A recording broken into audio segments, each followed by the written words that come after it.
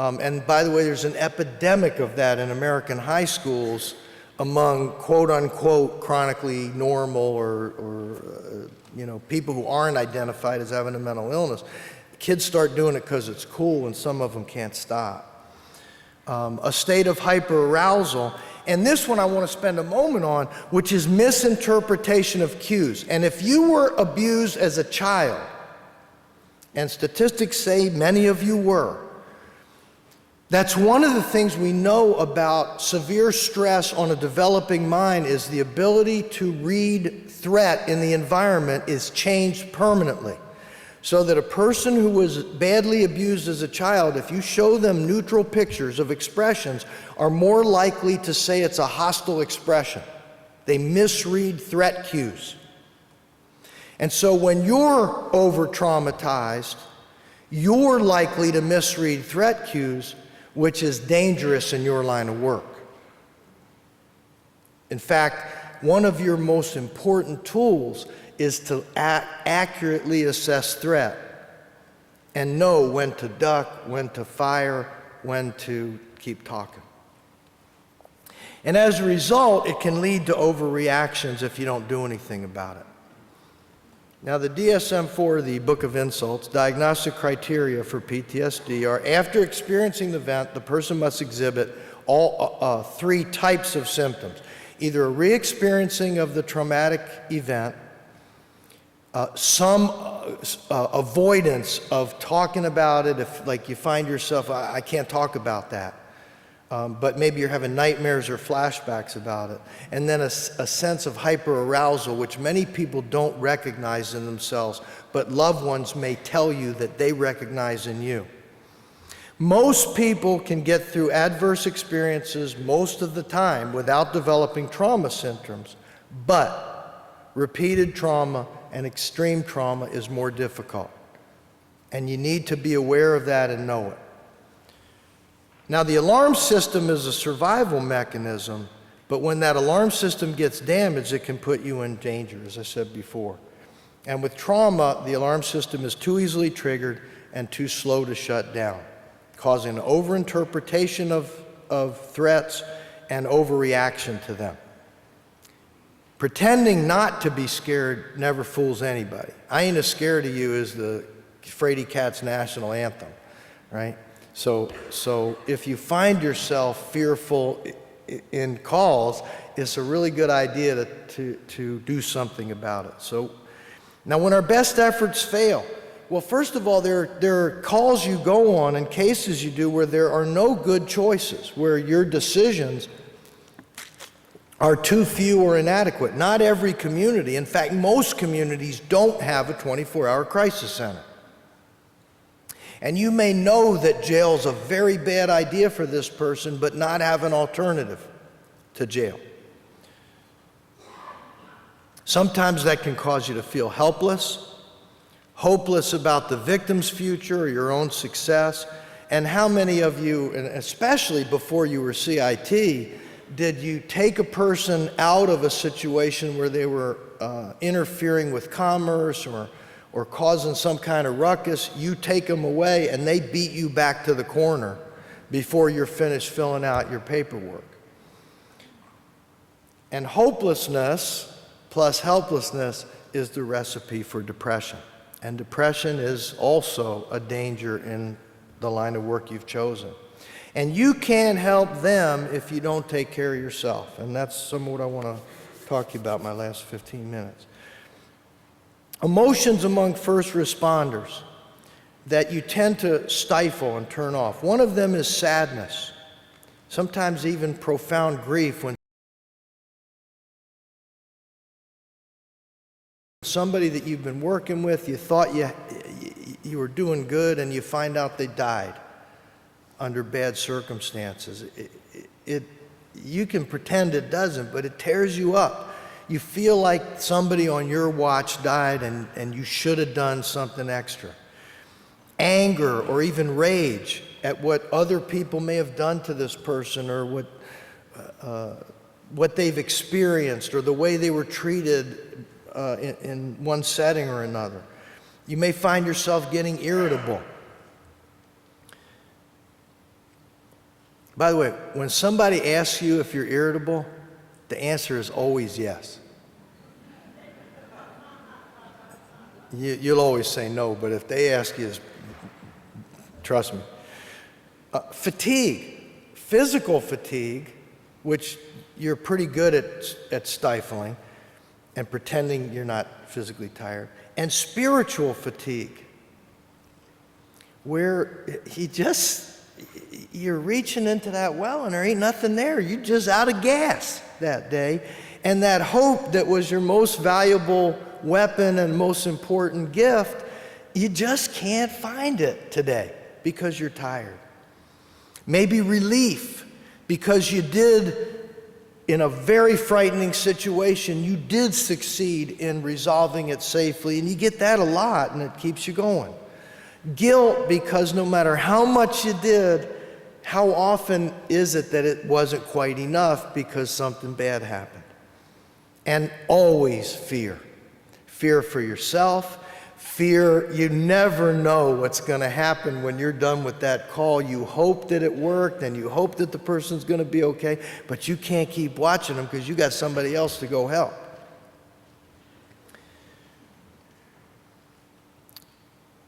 I think I just told you that. So people also talk about secondary trauma, where people experience symptoms that are similar to PTSD, but they didn't have their life threatened, or they didn't threaten to take anybody else's life. And they can have the same recurring and intrusive recollections, ideations. They have the same avoidance of reminders of the trauma or numbing, and the same physiological and psychological hyperarousal. It can result from one event, but is much more likely to result from what you do for a living, which is repeated exposures to traumatic stress. And the only difference between the two is that in one case it's because of what happened to you or could have happened to you, and in the other case it's what could have happened to somebody else. Now, its cousin is burnout, which is this physical and spiritual fatigue resulting from too many demands over too long a time. And it can be both physical and emotional. Over time, you probably won't recognize it at first. It sneaks up on you. It can cause you to feel ineffective. It just makes you feel drained. Now, it raises one question that I've never asked before and I've never heard addressed, but should CIT be a permanent assignment?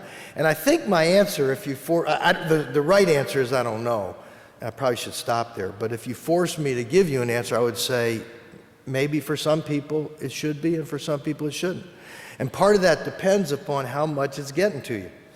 Or maybe you should have a break from CIT if you find some of these things occurring where you don't have to do it all the time, and that sometimes you just need to be in a more routine, less demanding of your creativity and your skills kind of job. Who's at risk? Well, certainly all police officers are at risk. And those of you, I don't know, there's probably people here who have had to shoot somebody in the line of duty, either in the military or as a police officer, but a lot of people with PTSD is not because they were afraid of getting killed, it's because of their feelings about killing somebody else. So police officers are at risk. Firefighters, of course, are at risk. EMTs are at risk. Staff in the emergency department can burn out from too much helping of too many crises and too much trauma. Chaplains in the military, my brother wrote home one day, said, I got a great job. He was in Vietnam, and he said, I got a great job. I'm the chaplain's driver. And my mother said, oh, thank God, he'll be safe. And we had no idea that the chaplains are fools. They go right where the worst fighting is, because that's where people are dying and that's where they're needed the most. And my brother actually was in a lot more danger as the chaplain's driver than he ever would have been in his previous assignment. So chaplains take on a lot of this. Mental health and healthcare professionals take it on, and they're no better at identifying it than police officers are. It sneaks up on all of us. And of course, CIT officers, because you seek out trauma. You go where trauma lives on purpose every single day of your work life. Now, why are you at risk personally? Well, what makes you effective is what makes you vulnerable. You have a lot of empathy. That makes you more vulnerable to taking on these negative emotions of people. There was a Star Trek episode I remember where this woman was called an empath. And if somebody cut their hand, she would put her hand on their hand and it would heal magically, and she would get a cut on her hand. So she would take other people's pain, and of course at the end of the show, Captain Kirk got shot, and so she puts her hand on his chest where the wound is, he lives and she dies. And you guys are kind of empaths sometimes. You sometimes do that. You take other people's pain, and it does work. It helps them feel better, but you're carrying probably more of it than you realize you are. You have the ability to feel other people's pain. So you're especially good at this, but that also makes you more vulnerable to this kind of secondary trauma. You may have insufficient recovery time. One of the biggest complaints that the firefighters had after 9/11 was they were forcing them to do critical incident stress debriefing in the evening, and the next morning they had to go look for more dead bodies. And it was tearing them up. It was making it worse instead of better because they had no time to process anything. Unresolved personal trauma, for them or in your own, you got a life. Besides the work that you do, you got a life. Isolation and system fragmentation. The more, and again, I want to keep referring to Major Cochran, but in his talk yesterday, he talked about, you know, the best thing about this is that how it integrates and brings communities together, and I really want to echo that. That the more that you feel like you're out there doing this work and less a part of something bigger, the more stressful it is for you. But you're a tough guy.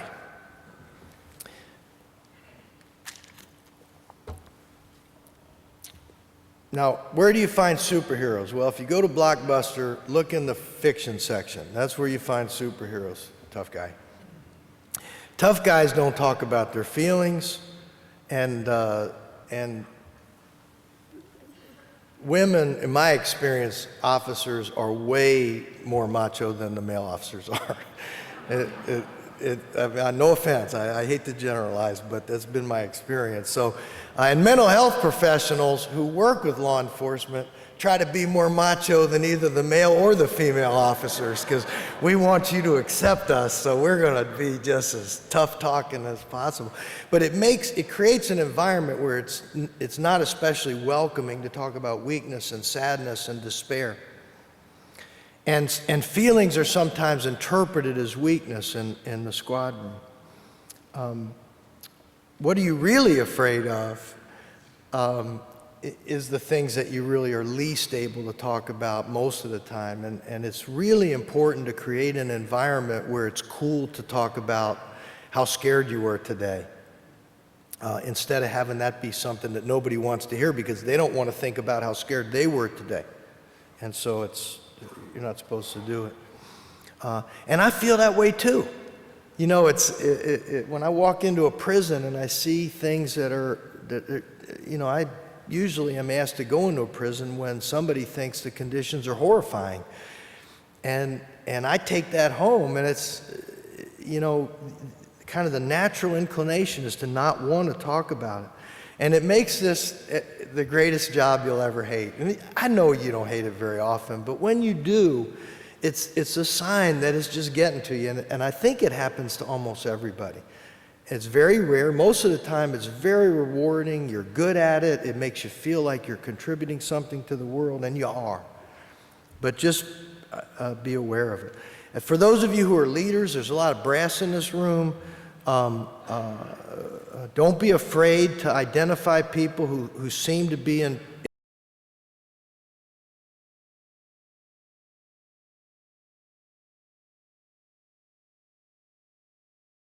trouble early so that they can get some help or some time off or whatever it takes, and then go back and help some more. People, if they're exhibiting emotional problems, or if you think they have family problems or problems with coworkers or interpersonal problems, use your EAP or whatever your department has available. Have the courage to ask people hard questions about their own traumatization and their own feelings. Have the courage to say hard things to people. Like, I could bounce a quarter off you right now. You are wrapped way too tight and you're going to take a couple days off. And I don't care whether you want to. Impact on families. I want to really emphasize the dangers of silence. I can't tell you how many law enforcement marriages have been ruined because somebody with good intentions doesn't want to bring their work home. So they come home angry and irritable, and their spouse says, "What'd I do?" And if you're unwilling to talk about it, then they're more likely to feel like that's a problem in your relationship instead of helping you deal with the fact that you had a really bad day at work. And that's a really common phenomenon that EAP people report, not just among police officers, but among anybody with a stressful job. Well, I don't want to burden my family with how hard my job is. No, instead you're going to burden them by being snippy and grumpy and hostile and make them think you don't like them. That's much better. And in all too many cases, and you're not supposed to say this, but the problem of family violence among police is one of those ugly little secrets that doesn't get talked about very much, but every department deals with. Child abuse among law enforcement and among mental health doesn't get talked about. Spousal violence, I mentioned. Drug and alcohol problems. Drugs and alcohol, if they're legal, drugs can cure illnesses and alcohol can certainly help you take an edge off of a tough day. And very few people know when they cross that proverbial line to where it's no longer a help and it's instead becoming something that's endangering your life. Divorce rates are high among law enforcement. Brief word about CISD, Critical Incident Stress Debriefing, because I get asked that. Overall, the research is kind of on both sides of it. My own opinion is that it's great when it's great. I'm not in favor of mandating it personally. I think that the experience after 9/11 was that people felt if they were forced to talk about their traumatic stress that it made it worse instead of better. But for people who want to do it, it's often a very successful intervention. But you want to make sure you do no harm and make sure that there are no detrimental consequences before you make a treatment or an intervention mandatory. So helping yourself in order to help others. There's individual coping strategies, some physical, some psychological, emotional, rational, and workplace ones. Physical coping mechanisms.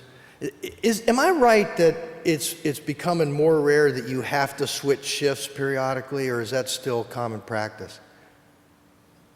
Well, I just say if you're in a department that does it, stop it. It's really stupid to make people switch from day shift to night shift all the time. It's horrible for them. It interferes with their sleep cycle, and it does make them grumpy and irritable. Exercise is incredibly important. Eating well, playing well. Thrill-seeking is sort of like alcohol in the sense that it can be a real good way to burn off stress, or it can get you killed. The joy of sex is my personal favorite, so it can be a great stress reliever, as I recall.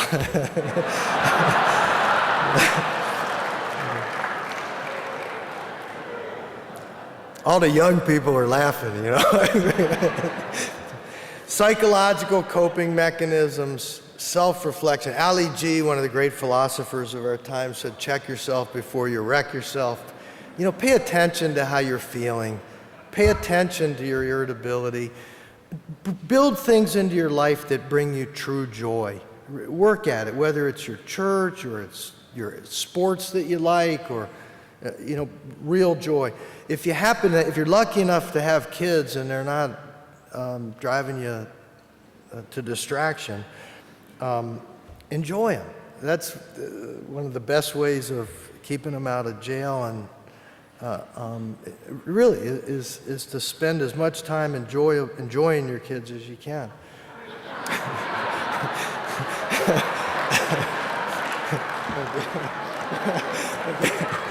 I was especially proud of that one. And for God's sake, lock the door, please. There's just some stuff kids do not need to see. That's just... say no to things. Smile more. Be alone when you want to be alone, and don't be alone when you don't. Solitude is wonderful, and loneliness is destructive. Spend time with your friends, and don't hide from your friends when you need them the most. That's one of the sneaky depression is a sneaky son of a gun, and that's one of the things it does is it stops you from doing all the stuff that works against it, like spending time with your friends. Cry with people and laugh with people. Think about your limitations. Go into your work humbly so that you don't feel like you constantly should have done more and better. Think about the lives you saved. Think about your own needs, and empathize with your family when it comes to silence. Is that really what they want from you? And how much better is it to say, I had a really horrible day at work. I'd rather not talk about it, but it's not you. Could you give me an hour? I just need to decompress, and then I'll be happy to talk to you about it. Or, I don't want to talk about it. Okay, and what I do. Learn about secondary trauma. And be an incrementalist. I wrote something, if you're interested in it, you can Google my last name, like you can spell my last name. It's in the book, and then just Google Dvoskin and incrementalist, and I wrote an essay about it. But what it basically says is, if you just leave it a little better than you found it every day, you're going to be a blessing to the world. You don't got to fix everything. In the workplace, we're in a job where one victory has to equal 10 defeats, and it's really good to talk about that. Set limits, support your brothers and sisters. The people who brag about never having taken a vacation, don't let them come to work the next day. They're scary. Give each other a break. In closing, I want to say some general observations about CIT. The very worst thing about this work is that you never get to know what you prevented. You never get to know what would have happened if you didn't show up and intervene in that human being's life. And so you have saved lives and you don't know it. Probably a lot of lives. Now sometimes it's so dramatic and stark that you get that, but it's very rare. Most of the time you truly don't know what would have happened if you hadn't have showed up. And so you don't get the joy that you're giving each other at this conference when you all get together and celebrate each other's greatness. You learn the most from failure. That's how we learn all the important lessons in our life, is from failure. But CIT is supposed to not fail.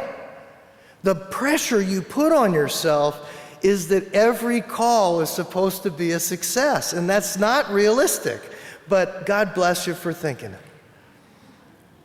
The stakes are too high to tolerate failure, and yet it's absolutely guaranteed to happen over and over and over again.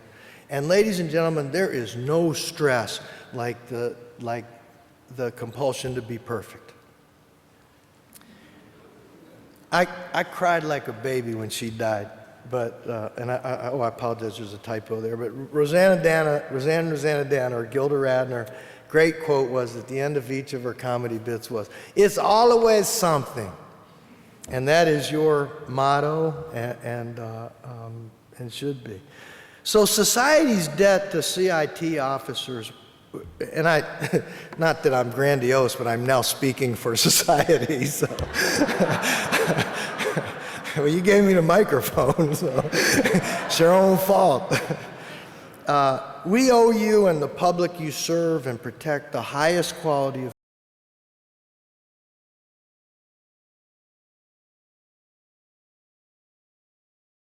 training. We owe you partnership with a competent, adequately funded mental health system that no state can brag about right now.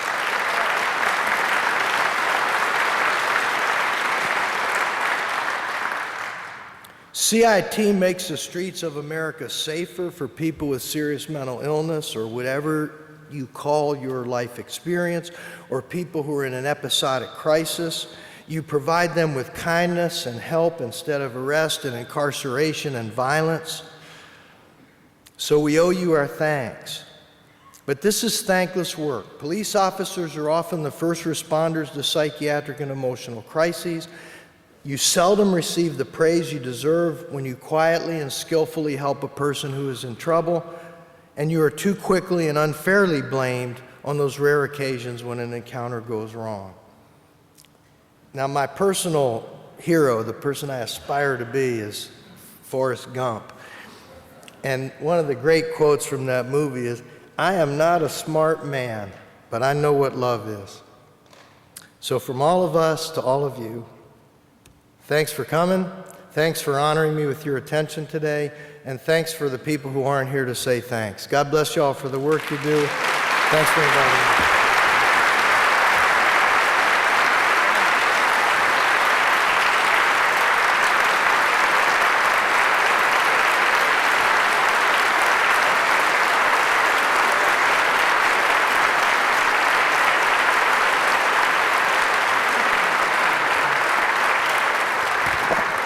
I'm going to ask you to bear with us for just one more moment. I want to make a brief presentation to Dr. Dvoskin, and thanks for what he's done for us today. We have this lovely mug, which represents on it actually exactly what CIT is all about, which is a partnership. We are concurrent Virginia conference going on today with our CIT International Conference, and we have here our logo from our Virginia CIT Coalition, our Virginia NAMI organization, and our CIT international community. And so I want to present this to you, Dr. Dvoskin, in great thanks for coming here all this way and sharing these insights with us. Thank you very much.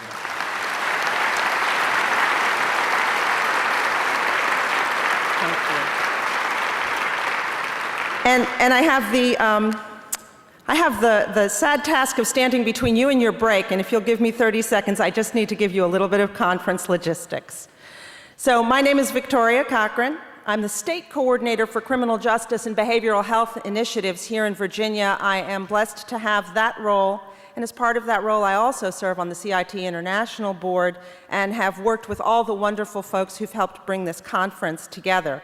What I would like to do right now is ask you to join me in thanking over 100 volunteers who have worked on this conference over 2 years. Our executive planning team, the CIT International Board, NAMI Virginia, the Department of Behavioral Health and Developmental Services, and DCJS. Thank you very much. The last thought I want to share with you is this. Look at your conference books. You'll see this lovely starfish on the front.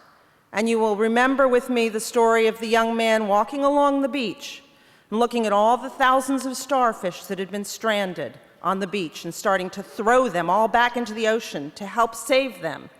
And the old man who walked up to him and said, "What are you doing? You can't save all these thousands of starfish."